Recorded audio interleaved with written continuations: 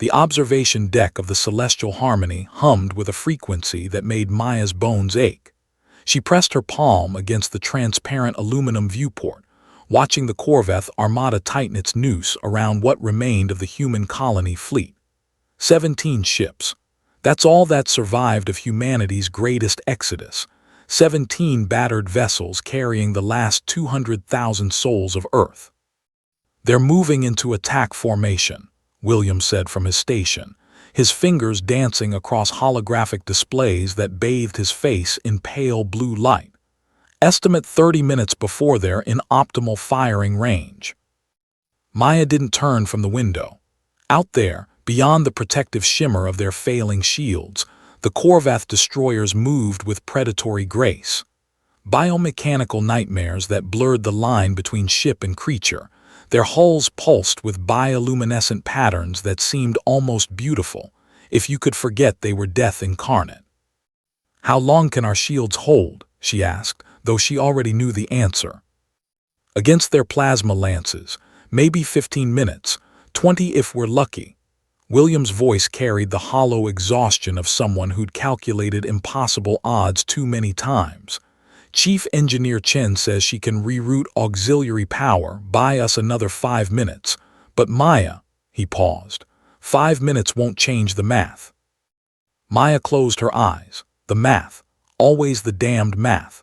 200,000 human lives versus the Corvette Collective's 3 billion.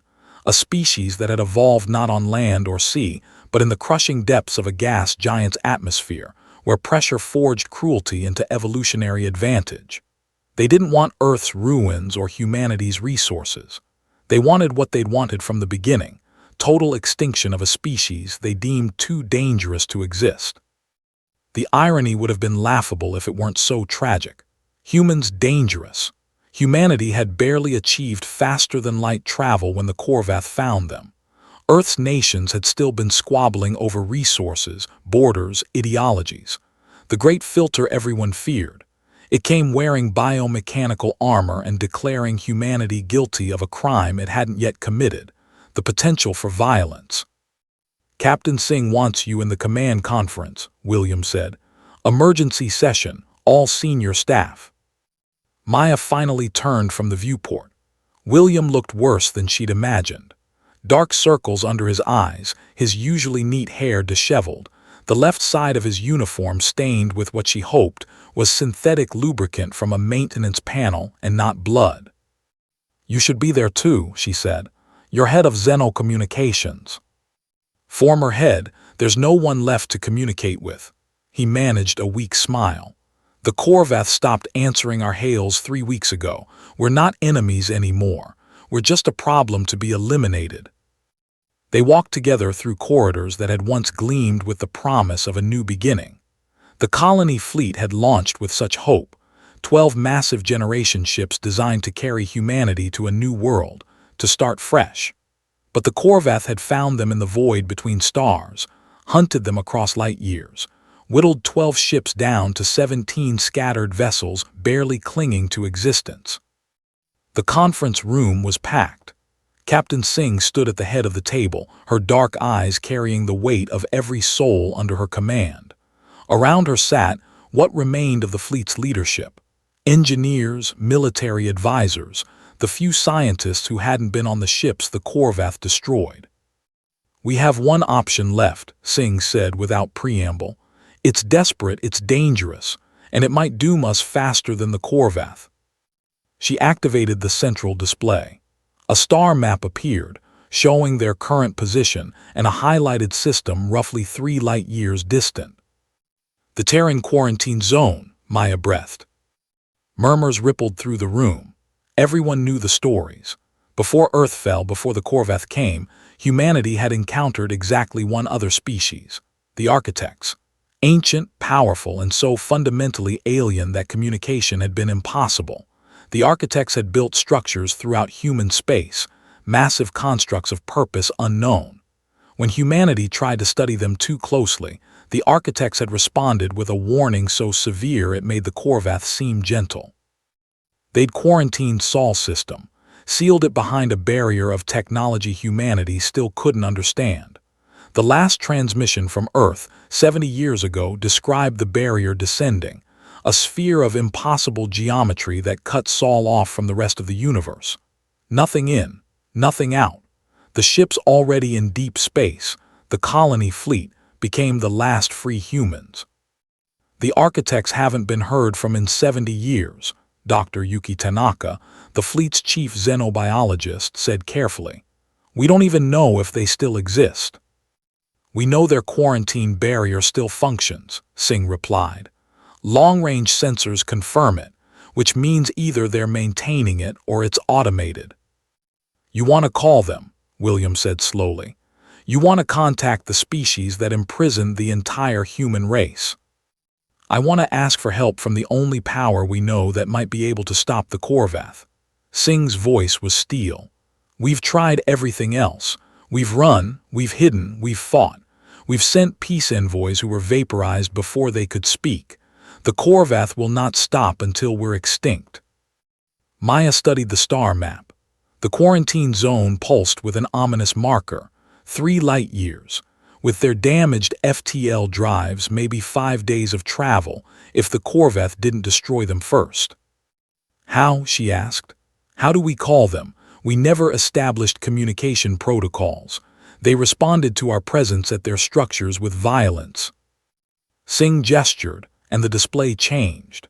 It showed schematics of something that looked like a transmitter, but wrong angles that hurt to look at. Components that seemed to exist in more dimensions than 3. When Earth was being quarantined, scientists detected a pattern in the barrier's formation, a mathematical sequence. They believed it was either a signature or a name, the architects identifying themselves. Singh looked around the room. We can broadcast that sequence.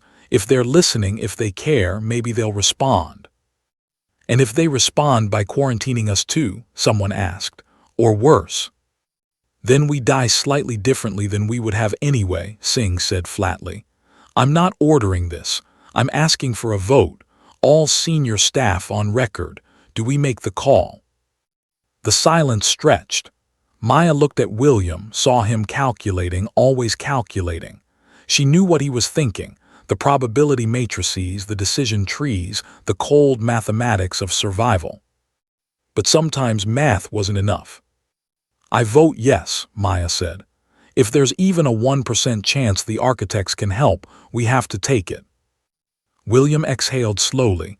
Yes, we make the call. One by one, the votes came in. Not unanimous, 3 abstained, 2 voted no, but enough. Singh nodded grimly. Engineering team, you have 12 hours to build the transmitter from these specs. Helm, plot a course that keeps us alive long enough to send the signal. Everyone else, prepare your departments for whatever comes next. The meeting dissolved into urgent action. Maya and William lingered as others rushed out. We might have just invited something worse than the Corvath, William said quietly. I know. The architects could destroy us for breaking quarantine protocol. They could see this as an act of aggression. I know. We have no idea what they are, what they want, what they're capable of. Maya grabbed his hand. Will, I know, but doing nothing is choosing death with certainty. This, she gestured at the fatting schematics. This is choosing hope with uncertainty. Maybe I'm wrong. Maybe hope is just another word for delusion. But I'd rather die reaching for help than waiting for the executioner. He squeezed her hand back. Then let's make sure we send the clearest message possible. They worked through the night. The engineering team, led by Chen, assembled the transmitter with materials salvaged from dead ships in desperation. Maya and William refined the message. The mathematical sequence from the quarantine barrier, followed by the simplest possible distress call rendered in prime numbers and universal constants. The Corvath crept closer, 18 hours, 15, 12. With 3 hours until the enemy reached firing range, the transmitter was ready. Captain Singh gave the order. The device activated, and reality seemed to shudder. The transmission didn't travel through space. It folded space, creating ripples in dimensions humanity could barely perceive. The mathematical sequence pulsed out, carrying with it humanity's desperate plea. "Help us, we're dying, please." Silence. The Corvette advanced, 2 hours, 90 minutes. "Nothing," William said, voice cracking. "They're not answering." Maya felt hope crumbling. They'd bet everything on a species that might not exist, might not care, might not even recognize them as worth saving. 60 minutes. The Corvette weapons charged, visible even at this distance as gathering storms of plasma. 30 minutes. "Captain," the sensor officer called out. "I'm reading something. Spatial distortion 3,000 kilometers off our port bow. It's massive, it's—" Space tore open. Not folded, not bent, torn. Like fabric ripping, reality split to reveal something beyond. Through the wound in spacetime came the architects. They were ships or creatures or concepts given form. Geometries that shouldn't exist in three-dimensional space, structures of light and shadow and mathematics made manifest. 5 of them, each large enough to swallow the entire human fleet. The Corvette armada froze. Then in every language, on every frequency, in every mind capable of receiving it came a message. Not words, meaning transmitted directly. "The quarantine remains. These are SEALED, depart or cease." The Corvette fleet, 3 billion souls strong and confident in their superiority, turned as one and fled. They accelerated past light speed within seconds, desperate to escape something they recognized as apex predator to their apex predator. In the silence that followed, Maya realized she was crying. The architects hung in space, incomprehensible and terrible and beautiful.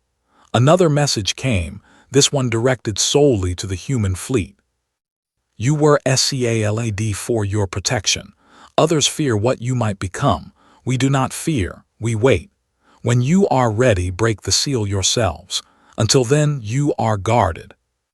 One by one, the architects vanished, folding back into whatever realm they inhabited. But Maya could feel it, a presence watching, protecting. "They called us dangerous," William said, wonder in his voice. "The Corvette wanted to destroy us because they feared human potential. But the architects," he laughed, slightly hysterical, "they're not afraid of what we are. They're waiting to see what we'll become." Captain Singh's voice came over the intercom. "All ships, stand down from combat alert. Begin damage assessment and plot a course. We're going home. We're going to break that quarantine, understand what the architects saw in us, and reclaim Earth." Maya looked out at the stars, at the emptiness where the Corvette had been, at the space where impossible protectors had appeared and vanished. Humanity had called out in desperation to a species everyone thought was their doom. Instead, they'd found guardians who saw not what humans were, but what they might become. Something worth preserving, something worth protecting. Something perhaps worth fearing in the best possible way. The most dangerous species in the galaxy, the architects had suggested, might not be the one that destroys without thinking. It might be the one that thinks, dreams, and refuses to give up hope. Even when no hope remains.